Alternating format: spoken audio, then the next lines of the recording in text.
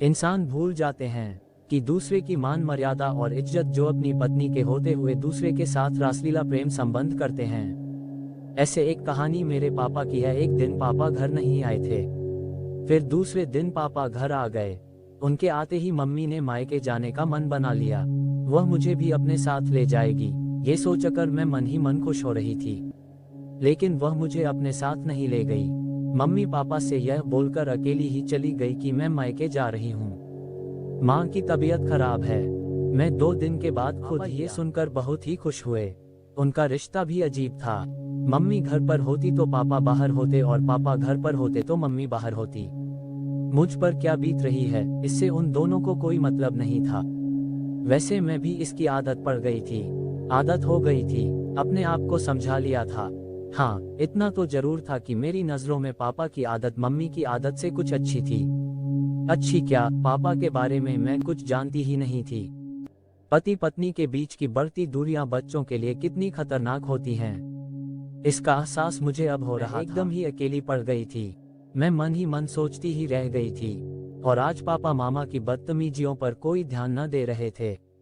मैं अगले पल ही रो पड़ी, जाने क्या मामा पापा बीच क्या चल रहे थे। दोनों को इतना भी ख्याल नहीं थे कि मेरे एक जवान बेटी भी है। मेरे या मेरे लिए क्या उसके मन में क्या सोचेंगे। हाय दोस्तों, मेरा नाम रिया है। व्यक्ति ऐसे नाजुक क्षणों में इतना संवेदनशून्य और सुन्न सा पड़ जाता है कि दांतों और नाखूनों के वार को भी महसूस नहीं कर पाता है।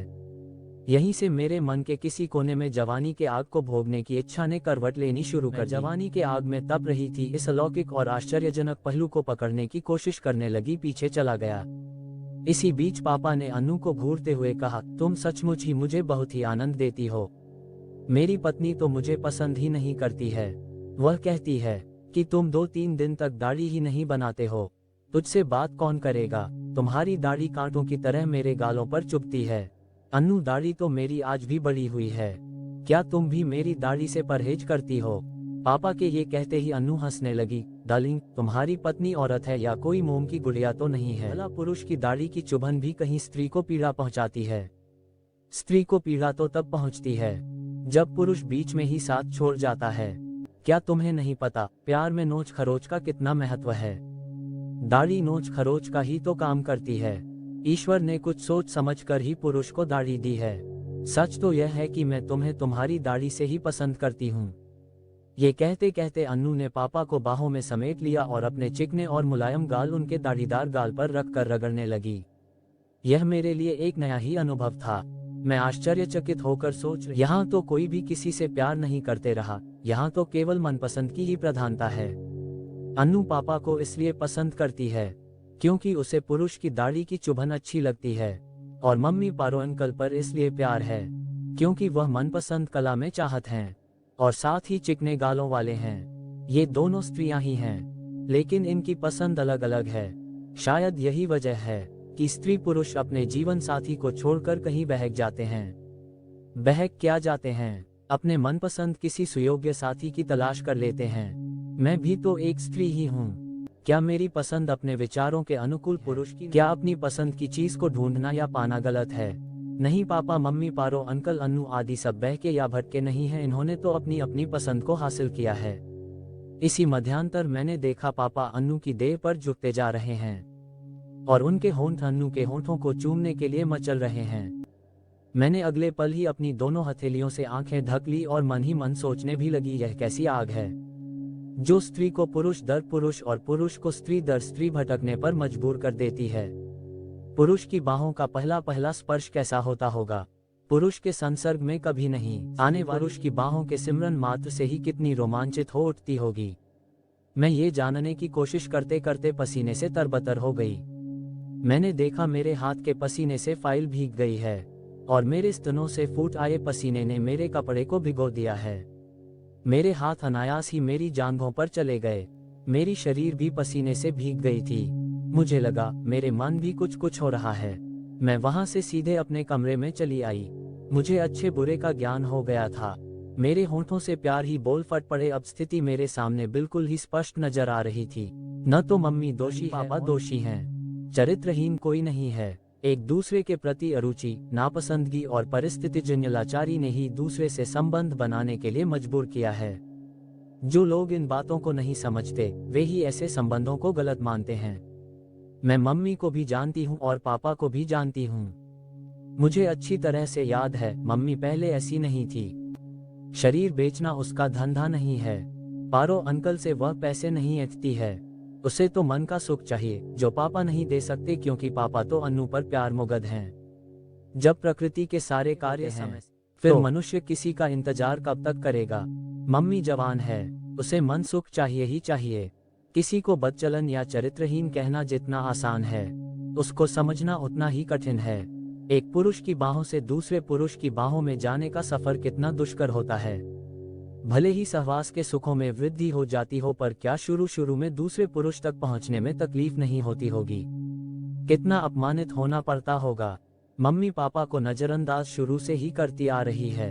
आखिर कब तक वह अपने प्रति उसको उड़े रहते। कभी न कभी तो किसी न किसी से तो उन्हें जुड़ना ही था। मैं अन्नू की शुक्रगुजार हूँ कि उसने पापा को समझा है, और मैं पारो अंकल की भी शुक्रगुजार हूँ जिसने मम्मी की पीड़ा को और बढ़ने नहीं दिया है। अगर पापा के जीवन में अन्नू नहीं आई होती और मम्मी के जीवन में पारो अंकल नहीं आए होते, तो क्या ये दोनों दिमागी रूप से पागल नहीं हो गए होते। इन अवैध संबंधों ने ही तो उन्हें यौन रोगी होने से बचाया है। इतने में ही मेरे विचारों की श्रृंखला टूट गई। पापा दरवाजे में खड़े थे और अन्नू उनके पीछे खड़ी थी। मेरे बोलने से पहले ही दोनों मेरे नजदीक आकर बैठ गए। मैंने देखा दोनों के ही चेहरों पर गजब की ताजगी और आत्मसंतुष्टि थी। मेरे मन में पापा के प्रति कोई मैल भाव नहीं था। मैं अन्नू को भी एक बदचलन औरत नहीं मानती थी। मम्मी के लिए भी मेरे मन में कोई बैर भाव नहीं था। परिस्थितियां ही ऐसी बन गई थी कि सब तालमेल हो गया था। ऐसा कभी मेरे साथ भी हो सकता था या किसी दूसरे के साथ भी। मेरी तरह विचारधारा शुरू में इन लोगों की भी होगी। जब परिस्थितियां इनके प्रतिकूल होती गई तो इनके विचारों में भी बदलाव आता चला गया। मेरे भीतर एक गजब का आत्ममंथन चल ही रहा था कि पापा ने मुझे टोक दिया, प्रिया बेटी क्या सोच, तुम्हारी पढ़ाई कैसी चल रही है? ठीक चल रही है पापा। मैंने ये कहते हुए पापा की ओर देखा तो वह मुझसे आंखें मिला न सके। मैं बोली, पापा मैं तो तुम्हारी बेटी हूँ। तुम मम्मी के लिए या दुनिया के लिए जैसे भी हो, लेकिन मेरे लिए तो सिर्फ मेरे पापा ही हो, और मम्मी भी तुम्हारे लिए कैसी भी क्यों न हो, पर मेरे लिए तो मेरी मम्मी है। मैं जानता हूँ बेटी। ये कहते कहते पापा ने मुझे अपने गले से लगा लिया। मैंने महसूस किया पापा कुछ ये जान गए थे कि मुझे मालूम हो गया है अन्नू से उनके क्या संबंध हैं। इतने में ही अन्नू ने अपने पर्स से टॉफियों के 2 पैकेट मेरे आगे रख दिए। तुम्हें ये टॉफियां पसंद हैं ना? मैं तुम्हारे लिए ही लाई हूँ। अन्नू ये कहकर हंसने लगी। मैं सोच रही थी अब मैं इस प्यार और लगाव को क्या कहूँ। कैसे ये कह दूं कि अन्नू बदचलन है या पारो अंकल चरित्रहीन है। मुझे एक साथ इतने सारे लोग प्यार करने वाले मिले हैं। मेरे लिए तो सभी अच्छे हैं। बुरे तो तब होते जब वे एक दूसरे को ब्लैकमेल करते या ठगते लूटते। वे तो जिंदगी को जी रहे हैं, वह भी बड़े ही सलीके से। मम्मी पापा के साथ रह भी रही है और अपने तरीके से जी भी रही है। पापा भी मम्मी के साथ रह रहे हैं और अपना जीवन भी जी रहे हैं। घाटे में कोई है तो वह मैं हूँ। मुझे मम्मी पापा की दोबारा जिंदगी के साथ आए दिन समझौता करना पड़ता है। मुझे डर है कहीं मैं भी दोबारा जिंदगी जीने की आदी न बन जाऊं।